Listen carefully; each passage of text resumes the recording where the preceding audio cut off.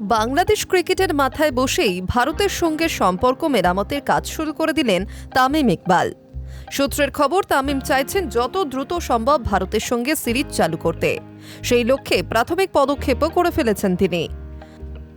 আগের সরকারের আমলে যেভাবে ভারতকে বয়কটের নীতি নিয়েছিল বাংলাদেশ, সেখান থেকে সরে আসছে তারেক রহমান সরকার। গত বছর জুলাই মাসে বাংলাদেশের মাটিতে ভারতের সিরিজ হওয়ার কথা ছিল, কিন্তু রাজনৈতিক কারণে সেই সিরিজ হয়নি। ইতিমধ্যে সেই স্থগিত সিরিজটি ফের আয়োজন করতে চেয়ে বিসিসিআইকে চিঠি দিয়েছে বিসিবি। তামিম বাংলাদেশ ক্রিকেটের অ্যাডহক কমিটির মাথায় বসার পর আরও তোড়জোড় শুরু হয়েছে। সূত্রের খবর, তামিম চাইছেন যেভাবেই হোক দুই দেশের মধ্যে খেলা চালু হোক। সেটা আর্থিকভাবে বিসিবির জন্য অত্যন্ত জরুরি। এবছরের সেপ্টেম্বরে টিম 3টে ওয়ানডে এবং 3টে টি-20 ভারতের বিরুদ্ধে খেলার কথা বাংলাদেশের।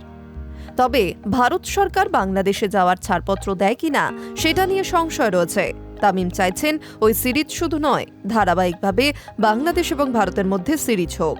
দুই দেশেই সেই সিরিজগুলি আয়োজন করতে চান তিনি। ইতিমধ্যে প্রাথমিক স্তরে সেই নিয়ে বাংলাদেশ ক্রিকেটে আলোচনাও শুরু হয়েছে। বিসিসিআইয়ের সঙ্গেও আলোচনা শুরু করেছেন তিনি। আসলে ভারত বাংলাদেশ ক্রিকেটীয় সম্পর্ক খারাপ হওয়ার নেপথ্যে আগের সরকারের ভূমিকা রয়েছে।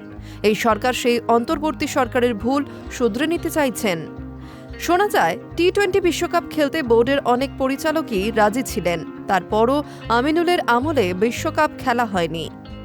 বাংলাদেশের বর্তমান সরকার মনে করছে অহেতুক ভারত বিরোধিতা এবং বিশ্বকাপে খেলতে না যাওয়ার ক্ষতি হয়েছে বাংলাদেশ ক্রিকেটের।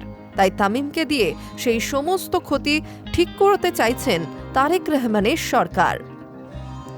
High news network.